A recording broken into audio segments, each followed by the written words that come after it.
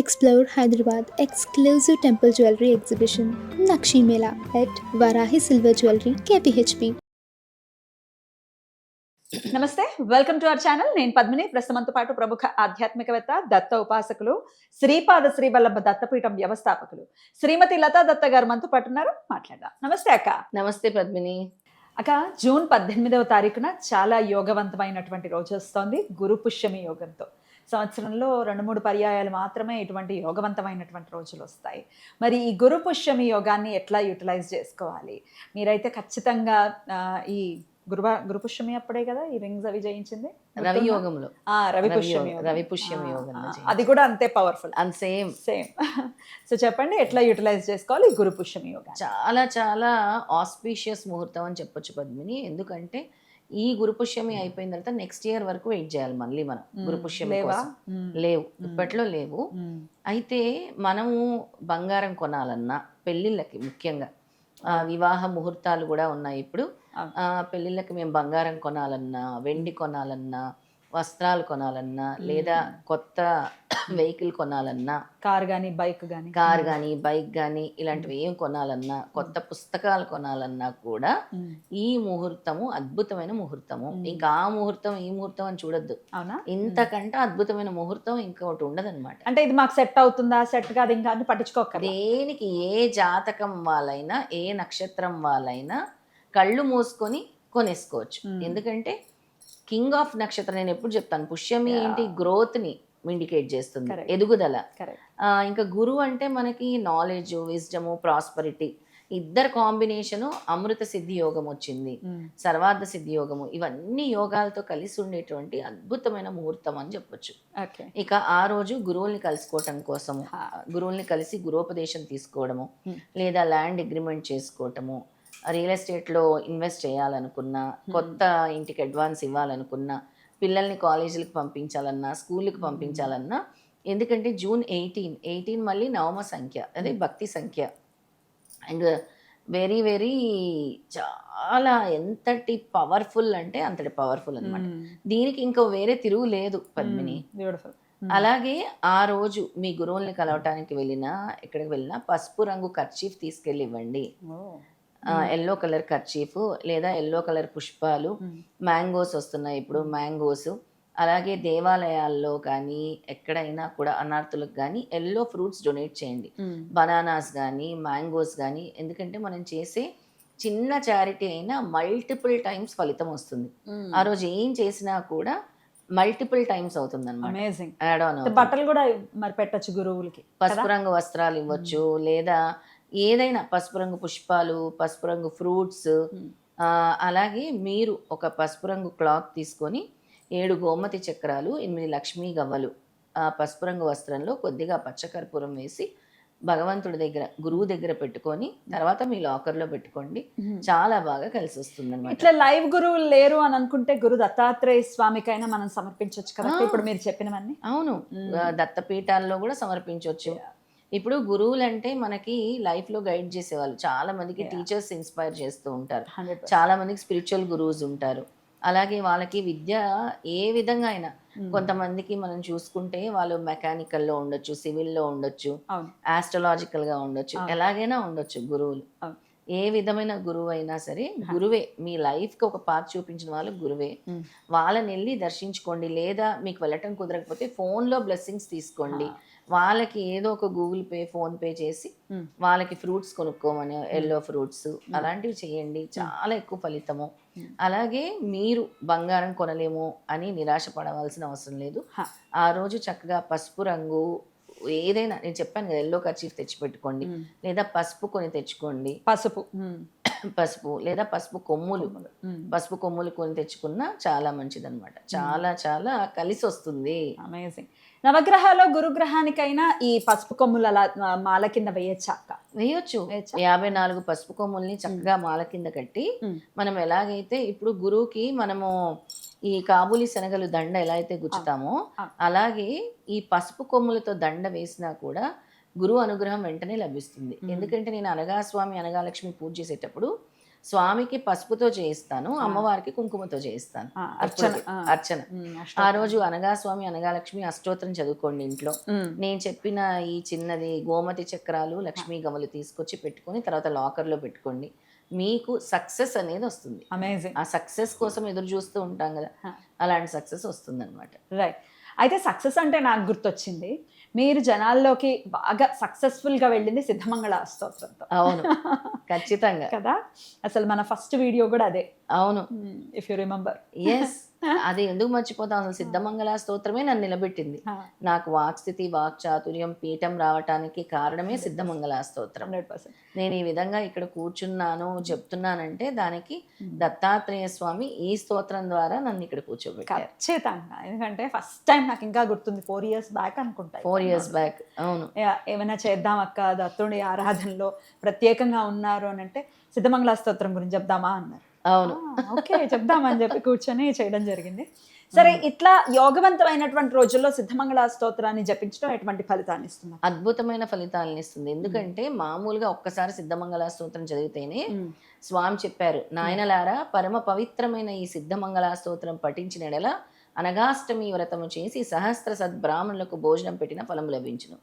అంటే ఒక్కసారి మనం సిద్ధమంగళ స్తోత్రం చేస్తేనే స్వామి అంతటి ఫలితాన్ని, అంటే 11 సార్లు మనం చేస్తే ఆ రోజు గనక 54 సార్లు కానీ 108 టైమ్స్ కానీ చేసుకుంటే అసలు మీకు అఖండ విజయం, ఇంకా తిరుగులేదు. గురువు ఎలా అంటే ఇలా షవర్ చేస్తారు, బ్లెస్సింగ్స్ ఇలా పూలవాన కురిపించినట్టు అలా షవర్ చేస్తారు. ఎప్పటిదాకా ఉందాక గురు పుష్యమి యోగం? ఆ రోజున ఆ రోజు మాత్రము పూర్తి రోజు లేదు పద్మిని, ఆ రోజు మధ్యాహ్నం వరకే ఉంది గురు పుష్యమి యోగం. ఓకే, మధ్యాహ్నం తర్వాత లేదు. అంటే ఆ రోజు చాలా తక్కువ సమయం ఉంది మనకి, ఉదయం 11:30 వరకే ఉంది. ఓకే, అందుకే ఆ సమయంలోనే ఈ సమయం లోపే మనం పూర్తి చేసుకోవాలి.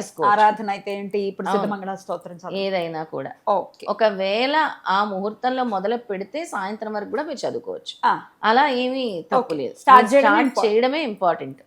ఎలా అవుతుంది, నాకు 54 సార్లు అవుతుందా లేదా, 108 సార్లు అవుతుందా లేదా కాదు. ఆ రోజు మనం లైవ్ ఇద్దాం పద్మిని. తప్పకుండా లైవ్ ఉంటుంది సిద్ధమంగళ స్తోత్రం. మనతో పాటు అందరూ ఆ లైవ్ లో సిద్ధమంగళ స్తోత్రం పారాయణం చేశాము, మేము కూడా మీతో పాటు 11 సార్లు చదివాము సిద్ధమంగళ స్తోత్రం అని మనకు కమెంట్ చేస్తే అలాగే వాళ్ళకి గురువు అనుగ్రహం సంపూర్ణంగా ఉంటుంది. 11 times చదవటానికి ఇంచుమించుగా 20 minutes పడుతుంది అంతే కదా. అంతే. సో ఆల్మోస్ట్ మనకి సూర్యోదయం నుంచి 11:30 వరకు ఉంది యోగం. ఉంది.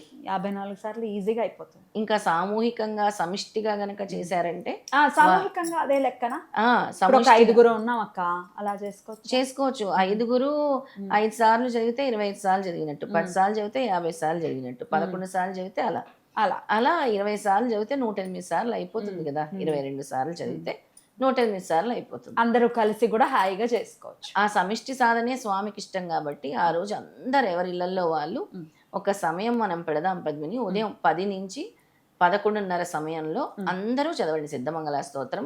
ఆ సమయంలో మాకు కమెంట్స్ పెట్టండి. మీ పనంతా చేసేసుకోండి.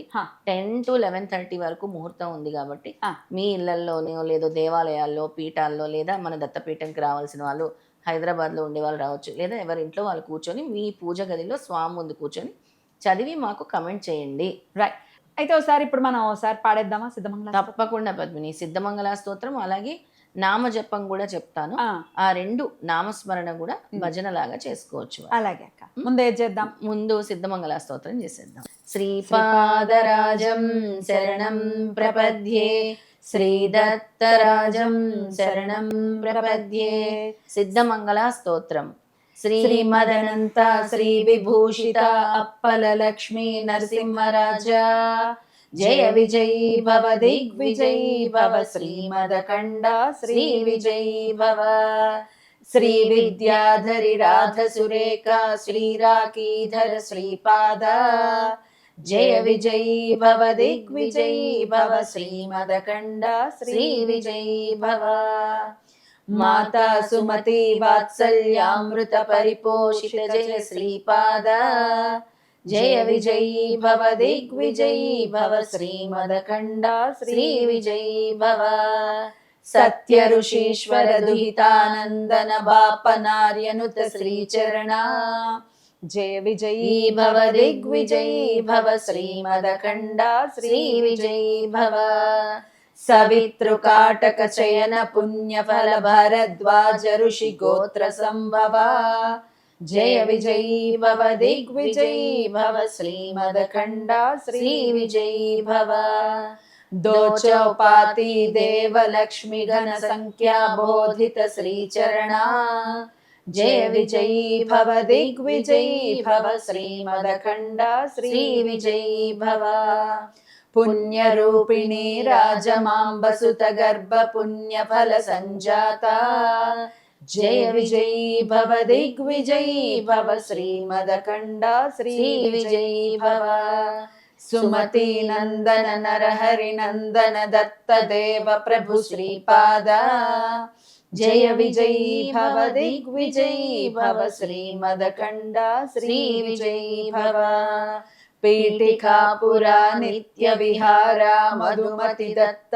మంగళ రూపా జయ విజయీ భవ దిగ్విజయీ భవ శ్రీమదఖండ శ్రీ విజయీ భవ శ్రీపాదరాజం శరణం ప్రపద్యే శ్రీదత్తరాజం శరణం ప్రపద్యే.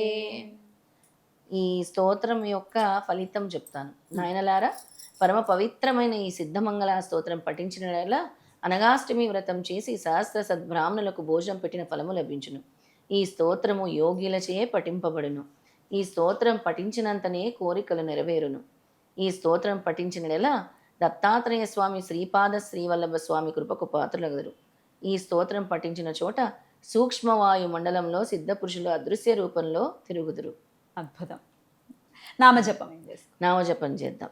దిగంబర దిగంబర శ్రీపాద వల్లభ దిగంబర దిగంబర దిగంబర శ్రీపాద వల్లభ దిగంబర బ్రహ్మా విష్ణు మహేశ్వర శ్రీపాద వల్లభ దిగంబర బ్రహ్మా విష్ణు మహేశ్వర శ్రీపాద వల్లభ దిగంబర దిగంబర దిగంబర శ్రీపాద వల్లభ దిగంబర దిగంబర దిగంబర శ్రీపాద వల్లభ దిగంబర దత్త దిగంబర దత్త దిగంబర శ్రీపాద వల్లభ దిగంబర దత్త దిగంబర దత్త దిగంబర శ్రీపాద వల్లభ దిగంబర. ఇలా నామస్మరణ చేస్తే ఇదే కంటిన్యూ చేస్తే చాలా మంచిది. ఈ విధంగా మీరు ఓ 10 నిమిషాలు చేయగలరా, 20 నిమిషాలు చేయగలరా, ఒక గంట సేపు చేయగలరా. ఈ నామస్మరణ ఏంటంటే మనని భవబంధాలని అంటే ఈ సంసార సాగరంలో నుంచి తరింపజేస్తుంది, మనశ్శాంతి ఇస్తుంది, ఆనందాన్ని ఇస్తుంది, నీకో మార్గాన్ని సూచిస్తుంది. సిద్ధమంగళ స్తోత్రం కానీ ఇప్పుడు మీరు చెప్పిన ఈ నామజపం కానీ ఇప్పుడు పెద్దవాళ్ళు ఉన్నారు, కింద కూర్చోలేము, లేకపోతే దేవుడి గదిలో కూర్చునే పరిస్థితి లేదు, మేము ఇట్లా హాల్లోనో కుర్చీల్లో కూర్చుని చదువుకోవచ్చా అని అడిగేవాళ్ళు ఉంటారు. ఖచ్చితంగా చదువుకోవచ్చు. స్వామి ఒక్కటే చెప్తారు, నీ సోల్ అనేది ఎప్పుడు నా గురించి తాపత్రయపడుతుందో దాన్నే నేను చూస్తాను. నువ్వు అక్కడ కూర్చున్నావు ఇక్కడ కూర్చున్నావు అని కాదు, నీ మనసు ఎల్లవేళలా నాతో అంటే నా నామస్మరాన్ని కోరుకుంటుంది, నన్నే నువ్వు నిలుపుకున్నావు అని అంటే అంతకు మించి ఏమీ లేదు పద్మిని. వాళ్ళు మంచం మీద కూర్చొని కూడా పడుకొని కూడా చేసుకోవచ్చు. ఎందుకంటే రోజు రాత్రి పడుకునే ముందు చదువుకోవచ్చు అని చెప్తారు కదా. అవును, హ్యాపీగా చదువుకోవచ్చు. మనకి శాస్త్రం ఏం చెప్తుందంటే మనము రాత్రి పడుకునేటప్పుడు చదువుకొని పడుకోవటం వల్ల మనం ఒక ధ్యాన అవస్థలోకి వెళ్ళిపోతాం. అంటే మన మనసు ఆయన మీద లగ్నం అవుతుంది అనమాట.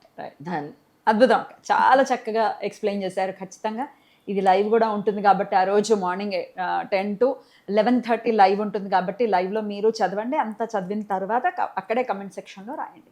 చేశాను మేము సిద్ధమంగళ స్తోత్రాన్ని. చాలా అద్భుతంగా మాకు వివరించారక్క. కృతజ్ఞతలు. నమస్కారం అక్క. జయ గురుదత్త. జయ గురుదత్త.